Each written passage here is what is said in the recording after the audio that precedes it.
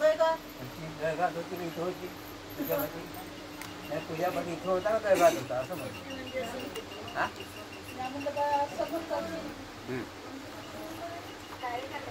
आज आपला अंजनाबाई इंगळे यांना 14 दिवस झालेले आहे, बरोबर आहे. आपल्यातून त्या निघून गेलेल्या आहे. त्या निमित्ताने त्यांच्या परिवाराने त्यांच्या निमित्ताने हे परित्राणाचं आयोजन केलेलं आहे. तर तेव्हा हे परित्राण महत्त्वपूर्ण आहे. भगवान सम्यक संबुद्धांनी हे परित्राण फार मोठं महत्त्वपूर्ण सांगितलेलं आहे. धम्मपदामधून भगवान सम्यक संबुद्ध म्हणतात, कुंभ पामाम कायमेमाम विदित्वा नगरूपाम चित्तमेदां ठपेत्वा योधेत मारं पय्यायुधेन जितंत रखे आणि वेसुनुसिया.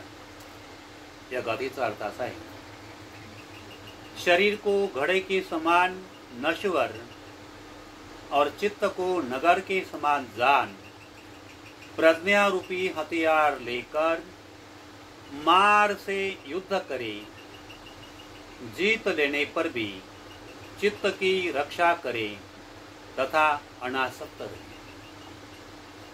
भगवान सम्यक संबुद्ध बुद्धत्वाची प्राप्ती झाली. भगवान सम्यक संबुद्धांना बुद्धत्वाची प्राप्ती झाली म्हणजे काय नेमकं त्यांना प्राप्त झालं, म्हणजे 37 बोधिपक्षीय धर्म त्यांना प्राप्त झाले. ज्यांना 37 बोधिपक्षीय धर्म त्यांना प्राप्त होतात तेच बुद्ध होतात. आणि 37 बोधिपक्षीय धर्म प्राप्त होणे बहुत कठीण आहे. कोणते 37 बोधिपक्षीय धर्म? भगवान सम्यक संबुद्धाने म्हटलं, 4 स्मृती प्रस्थान, 4 सम्यक प्रधान, 4 रिद्धिपाद, 5 बल, 5 इंद्रिय, म्हणजे 4 त्रिक 12 आणि 5 आणि 5 10 22. त्याला इंद्रिय देखील म्हटलं 22. तर त्यानंतर 7 बोधिअंग आणि आर्य अष्टांगिक मार्ग, 22 आणि 8 30 आणि 30 आणि 7 37 बोधिपक्षीय धर्म. याचा विस्तारपूर्ण अभ्यास केला असताना फार मोठा गहन आणि कठीण अभ्यास आहे असं भगवान सम्यक संबुद्ध म्हणतात. जेव्हा ही 37 बोधिपक्षीय धर्म जो व्यक्ती याला प्राप्त होत असतो तोच व्यक्ती बुद्ध बनतो. बुद्ध बनणे ही सर्वसाधारण गोष्ट नसून असाधारण गोष्ट आहे, बहुत कठीण गोष्ट आहे. आणि हे 37 बोधिपक्षीय धर्म हे पारंगत करण्यासाठी एकाच जीवनामधून एकाच जन्मामधून हे प्राप्त होत नसून अनेक जन्म त्यांना घ्यावे लागते. का जन्म घ्यावे लागते? कारण त्यांना 10 पारमिता पूर्ण करावे लागते. ज्यांच्या 10 पारमिता पूर्ण होतात तर तेच बुद्ध होतात. 10 पारमिता कोणत्या? दानशील, नैष्कर्मा, प्रज्ञा, वीर्य, शांती, सत्य, अधिष्ठान, मैत्री, उपेक्षा. या 10 पारमिता या देखील एका जन्मात पूर्ण होत नसतात. अनेक जन्म जन्मेपर्यंत ते आपल्या पुण्य करत राहतात आणि त्यांना ते पुण्यबल एकदम ओव्हरलोड प्राप्त झाल्यानंतर तर तेव्हा देखील बुद्ध होण्याची पात्रता त्यांना त्यांच्या अंगी प्राप्त झाल्यानंतरही ते कोणत्याही कचऱ्यात ते जन्म घेत नसतात. आपल्या लायकीचं कोणतं पात्र जन्माला आलं का ते निरीक्षण परीक्षण करत असतात. तर कोणत्या स्त्रीच्या पोटी बुद्ध होणारी व्यक्ती जन्म घेत नसते. आणि म्हणून अशा प्रकारची सुंदर आणि पुण्यवान स्त्री जन्माला आली नव्हती. म्हणून त्यांनी हजारो जन्मापर्यंत आपला जन्म देवभूमीमध्ये रोखून ठेवला होता. देवभूमीमध्ये त्यांनी आपला जन्म रोखून ठेवला होता. आणि जेव्हा नंतर समजा तर त्यांच्या लायक माता जेव्हा जन्माला आली तर तेव्हा तर तिच्या पोटी लवकर संतान झाले नाही, पण ती पुण्यवान होती. तिचं नाव राहते महामाया आणि ती राहते शूद्र राजाची पत्नी राहते. तर तिच्या पोटी जन्म घ्यायचा असतो. पण त्या महामायेचं देखील पुण्य भरपूर आहे, पण बोधिसत्वाला जन्म घेण्यासाठी अजून तिच्याजवळ काही पुण्य बल कमी राहते, म्हणून त्यांनी जन्म घेण्याचं थांबवलं असते. आणि म्हणून जे पुण्यवान प्राणी असतात तर ते ऑटोमॅटिक ते पुण्यबल करण्यासाठी, पुण्य वाढवण्यासाठी तर आपोआपच त्यांना त्या पुण्यकर्माची भूक लागत असते. त्यांना त्या पुण्यकर्माची भूक लागत असते, कारण पापाला पापाची भूक लागते, पुण्यवंताला पुण्याची भूक लागते. आणि म्हणून तिला बोधिसत्वाची माता बनायचं राहते आणि म्हणून तिची भूक आवाढव्य झालेली असते. त्या महामायेला बोधिसत्वाला जन्म देण्याची भूक तिला प्राप्त झाली असते, मग तिला माहित नाही राहते शत्रुघ्न मी कुडाची माता बनणार आहे. तिला देखील ते बल ज्ञान नाही राहत. पण एके दिवशी समजा तिचं पुण्य आवाढव्य असताना ती अचानक असं पुण्यकर्म करते. काय करते? ज्या दिवशी बोधिसत्वाला गर्भाशयामध्ये प्रतिसंधी ग्रहण करायचे तर त्या दिवशी महामायाने 4 लाख सोन्याच्या मोहरा दान केल्या. किती मोहरा दान केल्या? 4 लाख सोन्याच्या मोहरा दान केल्या. आणि 4 लाख सोन्याच्या मोहरा दान केल्यानंतर तिनं आवडीचे पदार्थ ग्रहण केले. आवडीचे पदार्थ ग्रहण केल्यानंतर त्या दिवशी सोन्याच्या राजाची महाराणी होती ती महामाया. काय कमी होतं का? सोन्याच्या पालखीवर झोपली. त्या दिवशी शुद्धून राजाचा तिचा एकांतवास झाला आणि तशीच ती झोपी गेली. गाढ निंद्राधीश होताना तिला त्या दिवशी एक बोधिसत्व, सुमेध बोधिसत्व, पांढऱ्या हत्तीच्या रूपातून पांढरं कमळ आपल्या सोंडीतून घेऊन त्या महामायेला म्हणते, ए माता, मला जन्म घ्यायचा आहे पृथ्वीवर आणि मी यापूर्वी जन्म घेतला असता, पण मला जन्म देण्याच्या लायकीची कोणतीही माता जन्माला आली नव्हती. म्हणून माझ्या नजरेमध्ये तू आलेली आहे. तू देखील मला जन्म ग्रहण करण्यास तू परिपूर्ण पात्र नव्हती, परिपूर्ण पुण्यवान नव्हती, पण तू आता इतक्यामध्येच तुझा पुण्याची पातळी खोलवर केलेली आहे. 4 लाख सोन्याच्या मोहरा दान केल्यामुळे तुझा पुण्य बोधिसत्वाला दान देण्याची पात्रता अशी तुझा पुण्यकर्म वाढलेलं आहे. म्हणून माता, आता ह्या पृथ्वीवर तुझ्याशिवाय माझी माता कोणी येऊ शकत नाही. आणि जर समजा का तू जर आणि तुझ्या पोटी मला जन्म जर घ्यायचं आहे तर मला या पृथ्वीवर अशा प्रकारचा युग पुरुष म्हणून मला जन्म घ्यायचा आहे, तर जो एवढं शील पालन करेन, 91 अब्ज 90 खर्ब 80 कोटी 50 लाख 36,000 एवढे शील पालन करण्याची पात्रता कोणत्याही पुरुषामध्ये नाही, कोणत्या व्यक्तीमध्ये नाही, कोणत्या सत्वामध्ये नाही. ते माझ्या अंगी आहे. आणि मला एवढं शील पालन करण्याची पात्रता माझ्या अंगी असल्यामुळे मला भविष्यात मी बुद्ध होणार आहे, बुद्धत्वाची मला प्राप्ती होणार आहे. आणि म्हणून आणि त्याच्यातून जन्म घेण्याकरिता तुझी परवानगी महत्वपूर्ण आहे. तू जर परवानगी जर नाही दिली तर तुझ्या पोटी मी गर्भाशयामध्ये माझं शील तोडणार. तू जर मला परवानगी जर देशील तर मी माता तुझ्या गर्भाशयामध्ये प्रतिसंधी ग्रहण करेन आणि माझा जन्म होणार.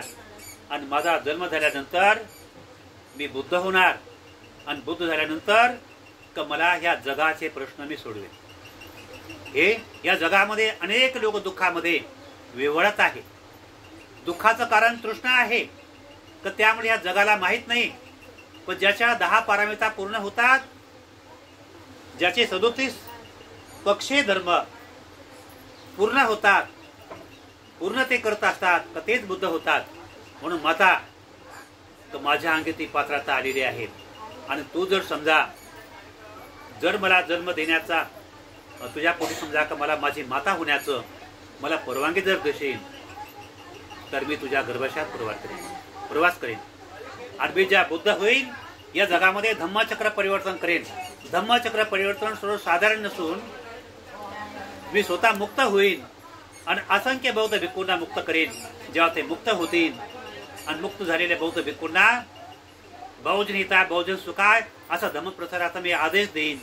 तर त्यामुळे हा सत्याचा प्रसार करणारा हा भिक्खूसंघ तयार होईल आणि त्यामुळे हा धम्म झपाट्याने वाढेल. लोक सुखी होतील, लोक कोणी दुखी राहणार नाही. पण काय तू मला जन्म देण्यासाठी परवानगी देऊ शकते का? तेव्हा महामायेला खूप आनंद झाला. तर मी माझं भाग्य समजतो अशा प्रकारचे योग पुरुष माझ्या पोटी जर समजा गर्भाशयात जरी येतील मी माझं भाग्य समजतो. माझी परवानगी आहे. आणि असं म्हणता क्षणी त्यांनी परवानगी देता क्षणी का त्या बोधिसत्वाने काय केलं? पांढऱ्या हाती पांढरं कमळ असतो महामायेचं त्याने आपल्या गर्भाशयामध्ये त्याने आपल्या सोंडेनं तिचं गर्भाशय चिरलं आणि तिच्या गर्भाशयामध्ये प्रवास केला. तर ती महामाया दचकली. काय महामाया दचकली आणि जोरात ती ओरडली. झोपेमध्ये किंचाळी फार मोठ्या जोरामध्ये वगैरे. इतक्यात महाप्रजापती शुद्धोन राजा अनेक समजा नोकर चाकर अनेक समजा दास दासी धावत आल्या. अरे काय झालं हा? तर तेव्हा महामाया सांगू लागली मला स्वप्न पडलं. अशा प्रकारे मग स्वप्न पडलं असताना का त्या कालामध्ये ते भविष्य जाणण्यामध्ये ते 8 ब्राह्मण लोक होते. त्या 8 ब्राह्मणाचं जेवढं त्या लोकांचं काय मला सांगता येईल ते सांगेन मी. राम होता, ध्वज होता, लखन होता, सुदत्त होता, पुन्हा काय त्याचा समजा का कौंडण्य वप असं समजा का ते असं काय ते नाव त्याचे 8 लोक होते. का त्या 8 लोकांनी काय केलं तर भविष्य सांगितलं. तर कोणी 2 बोट वर केले, कोणी 1 बोट वर केलं. कोणी 2 बोट कसे वर केले? आज संसारात जर राहिला चक्रवर्ती सम्राट बने आणि जर संसार त्याग जर करेन तर तो भगवान सम्यक संबुद्ध बने. अशा प्रकारचा भविष्यवाणी केली. तर त्यानंतर पाहता तर त्यांना तर खूप मोठा आनंद झाला. पण ज्या बोधिसत्वाला जी माता जन्म देते तर त्यांची माता 7 दिवसापेक्षा अधिक काळपर्यंत जगत नसते.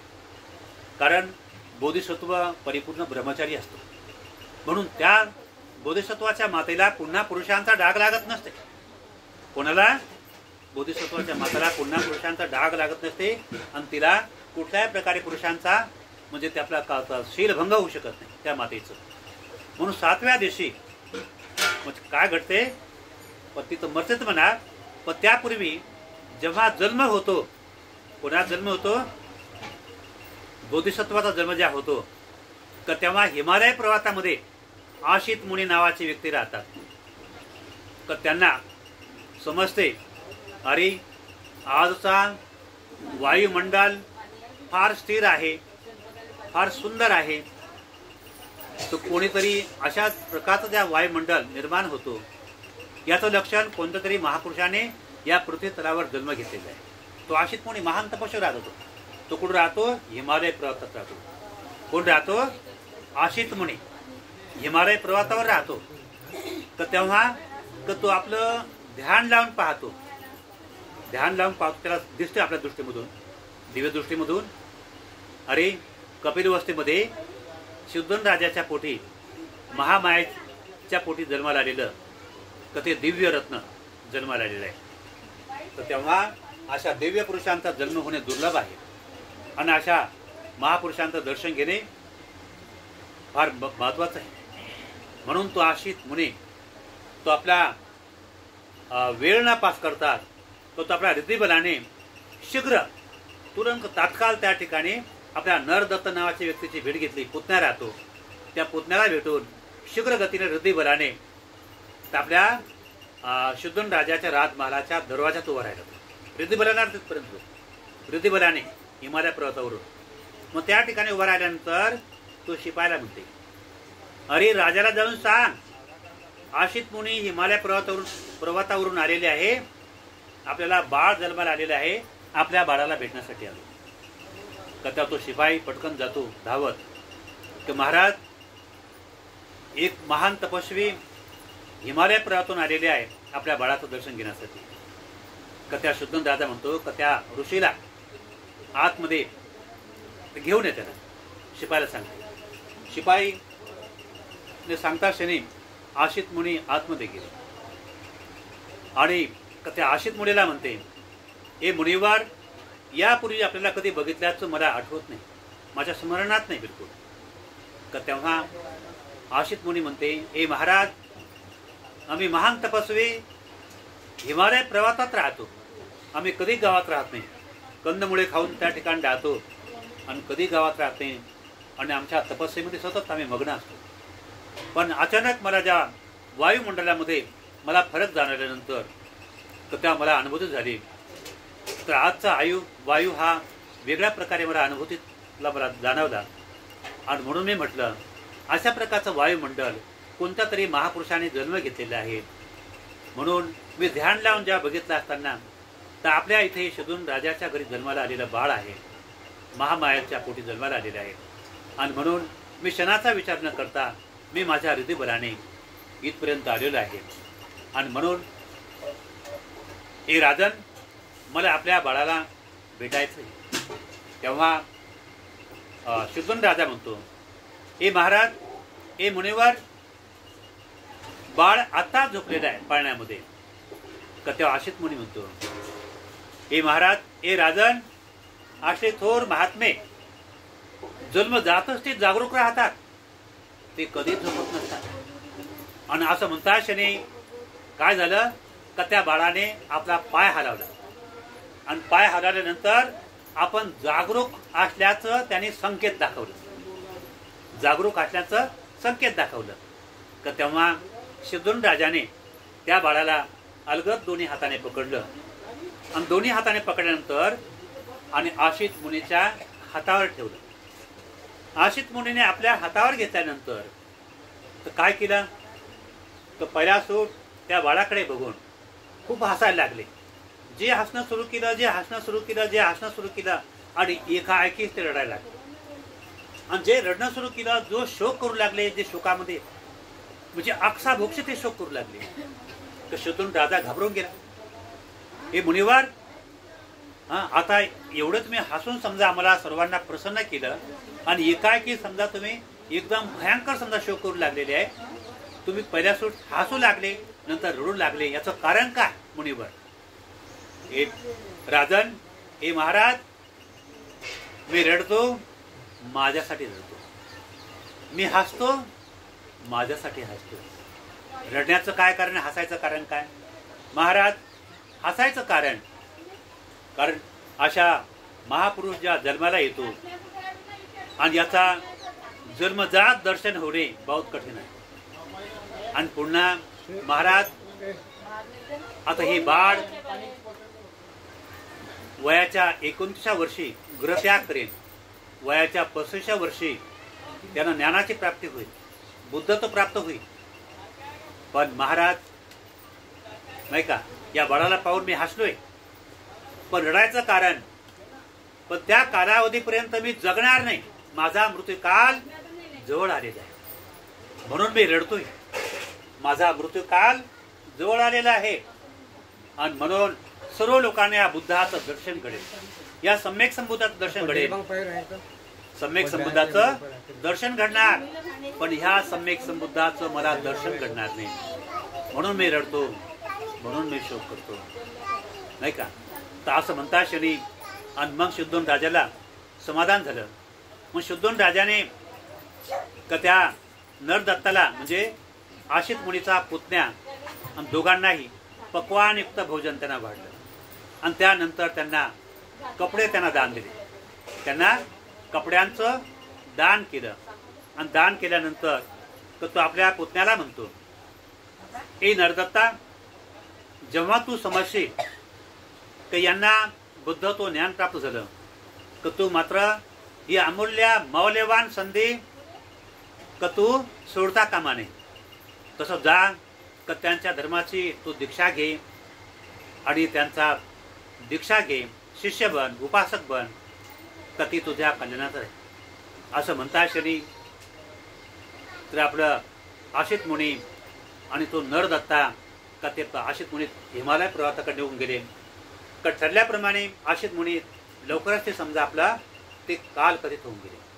तर त्यानंतर 7 दिवसाचा कालावधी संपल्यानंतर महामायेला देखील आपला मृत्यू स्पष्ट दिसू लागला आणि ते म्हणू लागले, मला देवाचं बोलावणं आलेलं आहे, मला देवाचं बोलावणं आलेलं आहे. आशित मुनीने जे भविष्यवाणी केलेली आहे ही सत्य ठरणार आहे. मला देवाचं बोलावणं आलेलं आहे, माझा मृत्यूकाळ जवळ आलेला आहे. आणि या बाळ बुद्ध होणार आहे आणि या बुद्धाचं दर्शन जगाला घडेल, पण मला या बुद्धाचं दर्शन होणार नाही म्हणून मी रडतोय. हे म्हणून महाप्रजापती ही महामायाची सख्खी बहीण राहते. तिला म्हणते, हे महाप्रजापती, हे बाळ हे लवकर मातृहीन होणार आहे, तर तू या बाळाला माझ्यापेक्षा खूप जास्त प्रेम देणार आहे. माझा तुझ्यावर परिपूर्ण विश्वास आहे.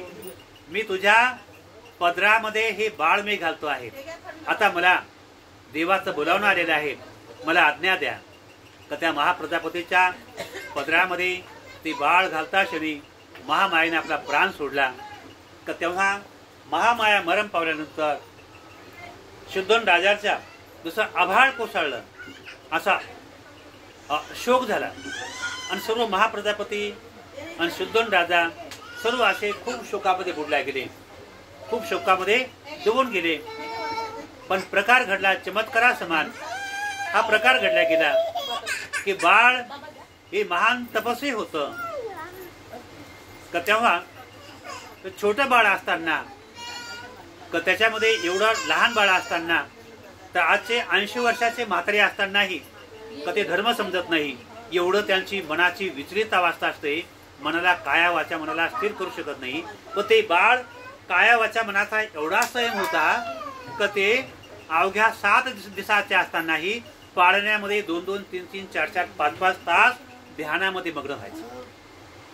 याचं कारण कोणतं होतं? त्याची पूर्वाची जन्मदात त्याची पुण्य पारंगता होती, नाही का? आणि म्हणून का ते बालक युगपुरुष बनणार होतं. ते सर्वसाधारण नव्हतं, आपल्या समान असं सर्वसाधारण नव्हतं, ते असाधारण होतं. ते नाही का, ते असाधारण समजा का ते महापुरुष होता. का ते 7 दिवसाचा असतानाही का ते आपल्या ध्यानमग्न अवस्थेत राहायचं, नाही का? अशा प्रकारच्या अवस्थेमधून का त्यांनी जेव्हा अशी वयाच्या ते बाळ 16 वर्षात झाल्यानंतर का त्यांचं लग्न झालं एका यशोधरा नावाच्या मुलीसोबत आपल्या देवदह नगरामध्ये. मग वयाच्या का त्यांना 29व्या वर्षी का त्यांना पुत्ररत्न प्राप्त झालं आणि 29व्या वर्षी त्याने ग्रहत्याग केला सिद्धार्थ बोधिसत्वाने. मग त्याला वयाच्या 35व्या वर्षी त्यांना ज्ञानाची प्राप्ती झाली. ते बुद्ध झाले. ते धम्मचक्र परिवर्तन करू लागले. लोककल्याणाचं ते महान असं कार्य करू लागले. म्हणून भगवान सम्यक संबुद्धाने धम्मपदातून जे म्हटलं होतं, कुमुपमं कायमं विदित्वा नगरूपां चित्तमिदं थपेत्वा योधेत मारंग पया युधेन जितांत रखे आणवेसुनस्य. काय शरीर हे मडक्या समान आहे. काय म्हणतात भगवान बुद्ध? शरीर हे मडक्या समान नश्वर आहे आणि चित्त हे नगरा समान आहे, नाही का?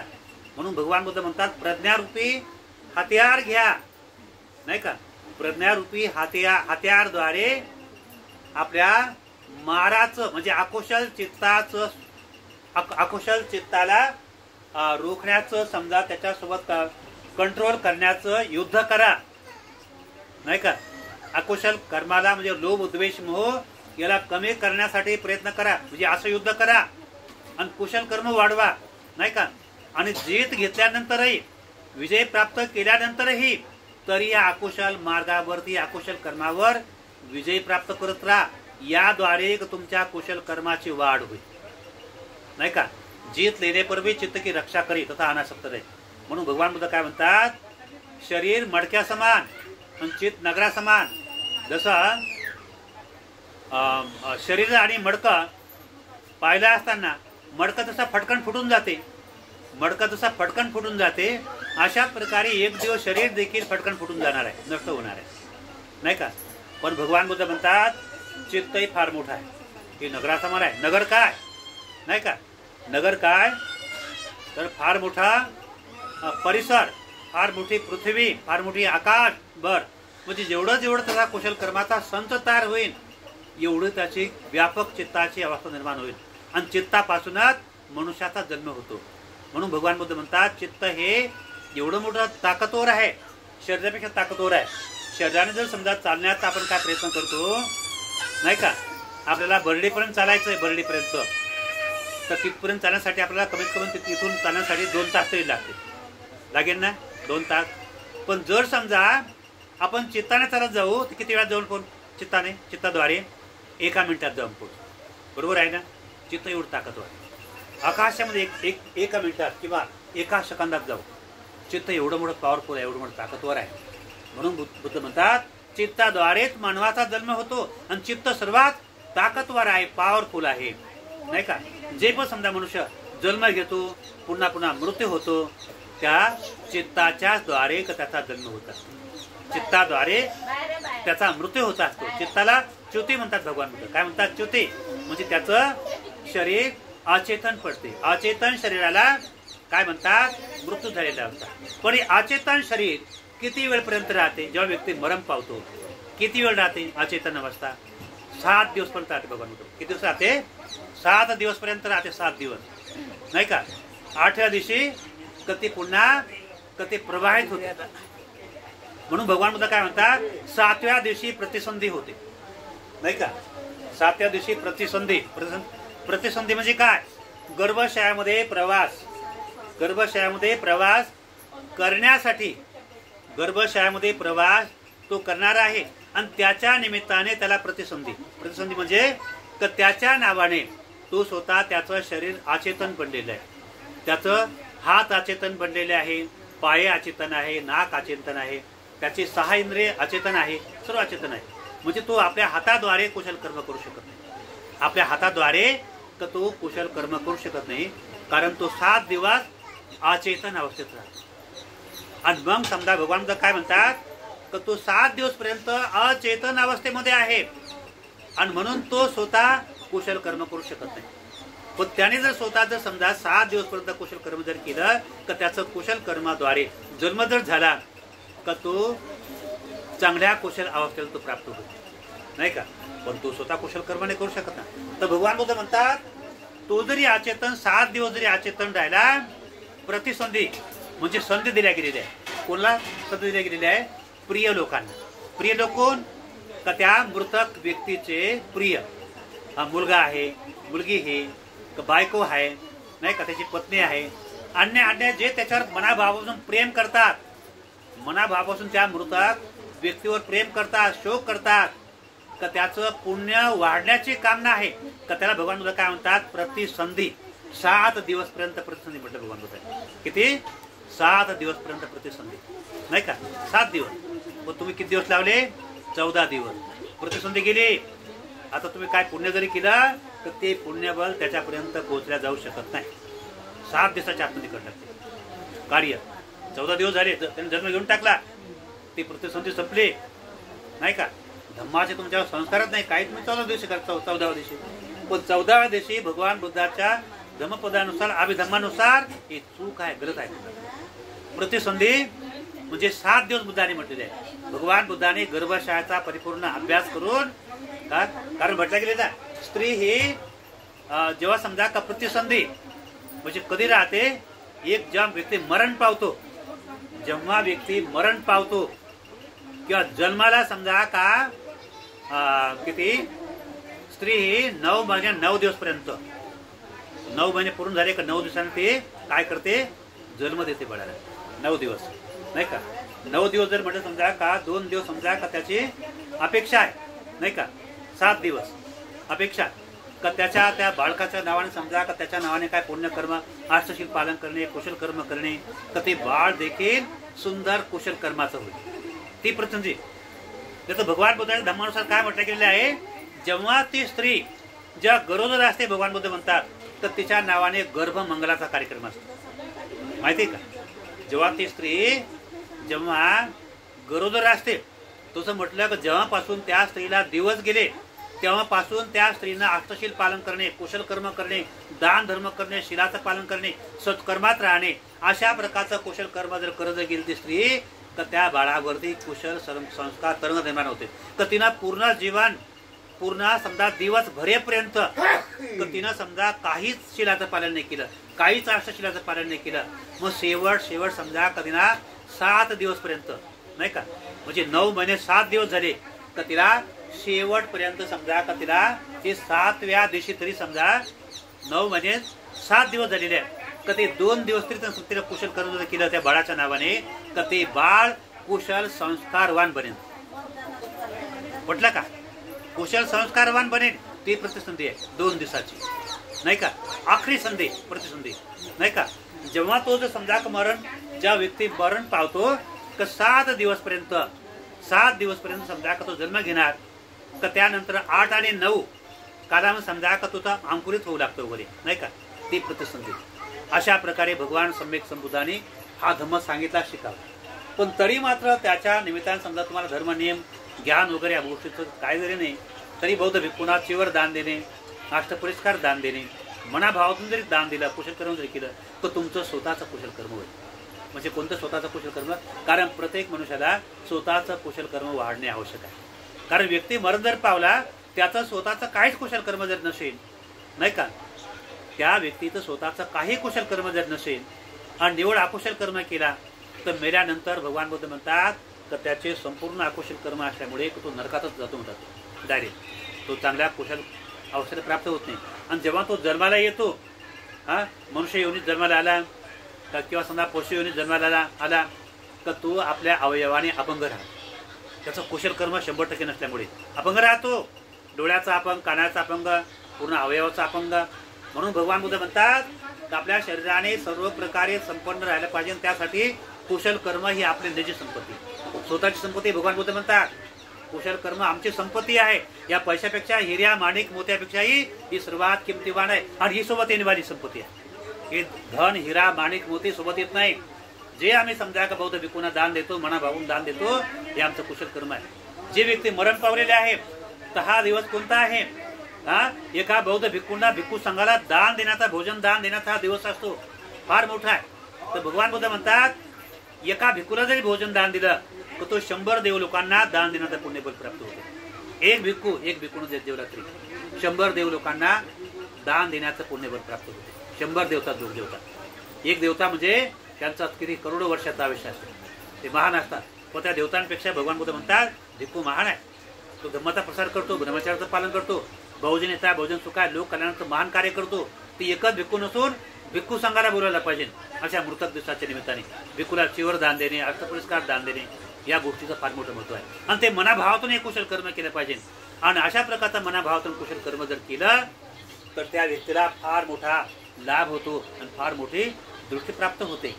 नाही तर जर समजा का आपल्या मनाभावातून जर त्याने चित्ता मनातून चांगलं जर कर्म जर केलं नसेल तर ते फल देखील चांगलं ताकदवर प्राप्त होत नाही. एखाद्या भिकाऱ्यासारखे जर समजा अवस्था राहिले. पण भगवान बुद्ध म्हणतात दानंद ददंतु सद्दाय शीलंग रखंतु सबदा. दान जर द्यायचं तर फार मोठ्या श्रद्धायुक्त चेतनेने दान द्या.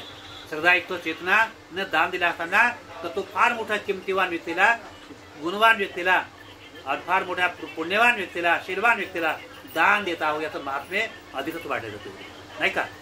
आणि तो जर समजा काशी भिकारी म्हणून आणि एकदम मनात राग द्वेष मनात ठेवून जर असं काहीतरी दान जर देत असेल तर त्याचं पुण्य तेवढ्या प्रमाणात त्याच्यात लाभ नाही होत. एकू जर म्हटलं ही असाधारण व्यक्ती नसते, असाधारण व्यक्ती आहे भगवान बुद्ध म्हणतात. कारण बरेचसे लोक आपल्या मुलाला एक समजा बौद्ध धम्माचा प्रसार करण्यासाठी भिक्खू बनवण्यासाठी कोणी त्याग नाही करत. मी माझ्या समजा 3-4 मुलांना जन्म दिला, पण मी माझ्या मुलाला भिक्खू बनवलं पाहिजे वगैरे. असं बहुत क्वचित लोक राहतात.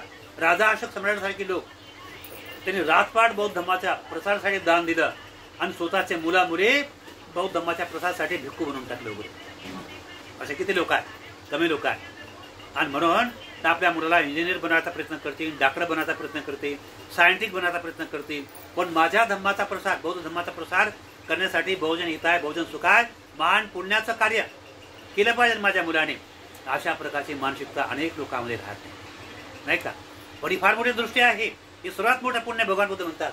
जे लोक आपल्या मुलाला भिक्खू बनवायचं साठी दान देतात तर तो व्यक्ती सर्वात जास्त पुण्यवान असतो. पण असं आहे का नाही बाबा माझ्या मुलाचा चुपड करतात, लाडाचा आहे, त्याला मी नाही देत भिक्खू बनण्यासाठी वगैरे. भिक्खू काय बनल्यानंतर त्यांना कधी भोजन मिळत नाही, भीक मागून खाते वगैरे. पण भिक्खू भिकारी नसते. भिकाऱ्यामध्ये आणि भिक्खूमध्ये जमीन आसमानचा फरक राहतो. भिक्खू हा चारित्र्यहीन राहतो, दुराचारी असतो, कुकर्मी राहतो, इकून तिकून भीक मिळवणार आणि जो त्याला काय पैसा मिळाला काय झालं का दारू पिणार, तो व्यभिचार करणार, कुकर्म करणार. भिक्खू तसा राहतो. तो आपल्या चारित्र्याला जपतो, नीतीला जपत असतो आणि शील सदाचारीचं नीतीचं मार्गाचं अनुकरण करून लोककल्याणाचं महान कार्य करतो. असा भिकाऱ्याने करतो.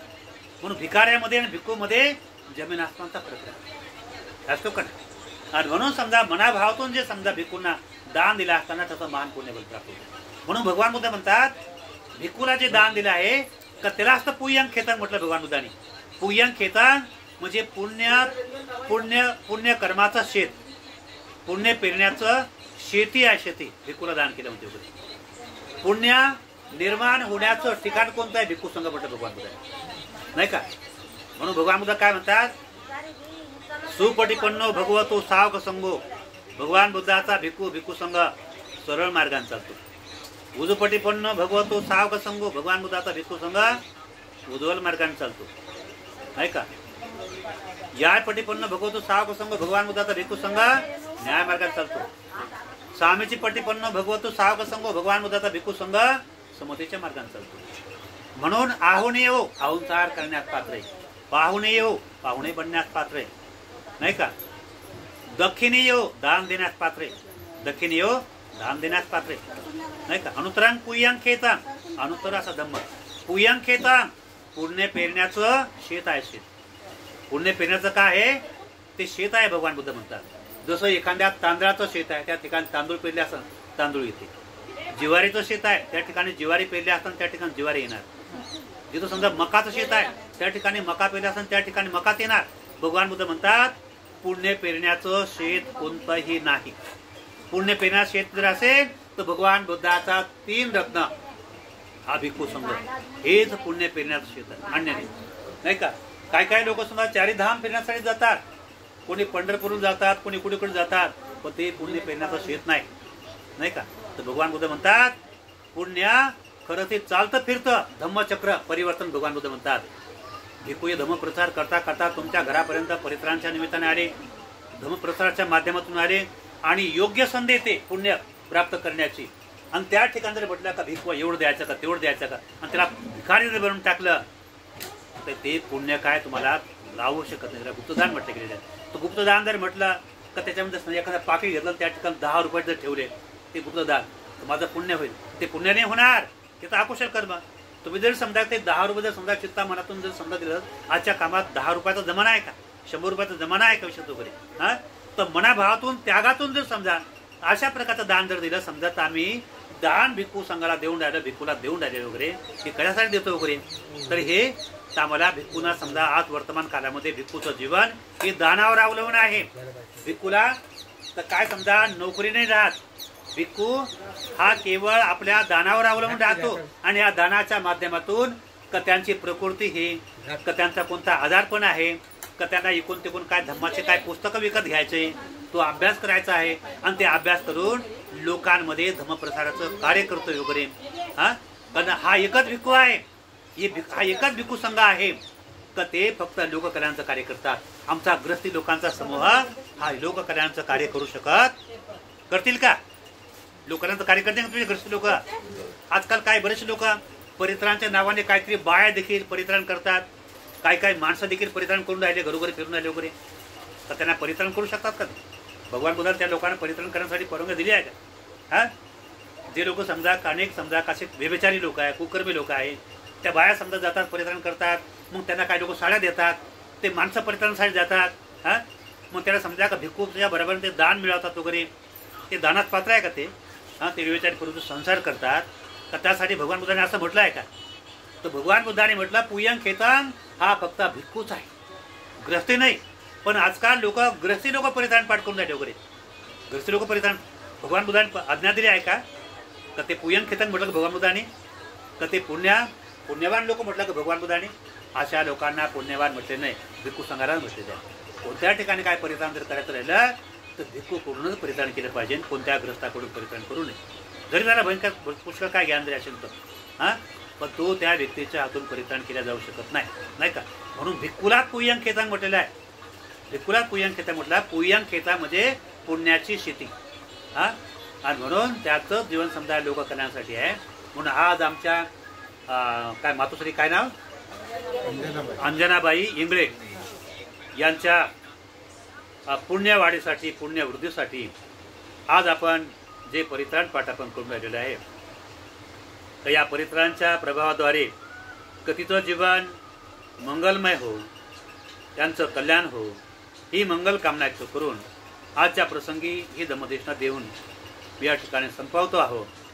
आणि त्यांना मी आशीर्वाद देऊन राहिलेले आहे. तर तेव्हा हे आपण आशीर्वाद ग्रहण करायचे. हात जोड.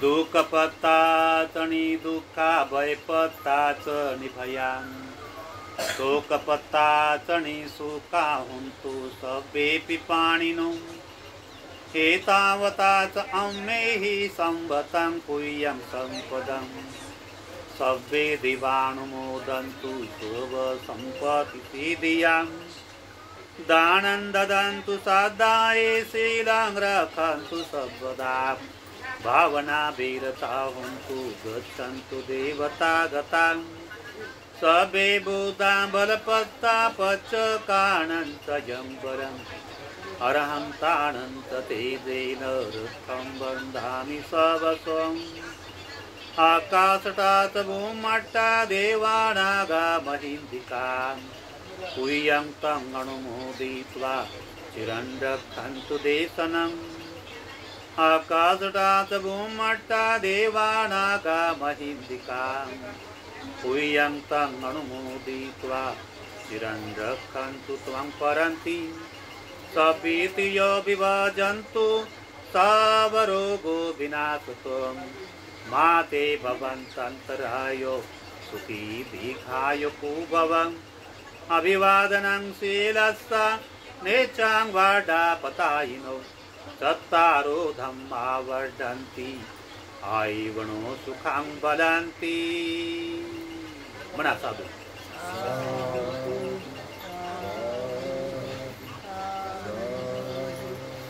आता आतमधून एक कोपर आणा, एका गडात पाणी आणा.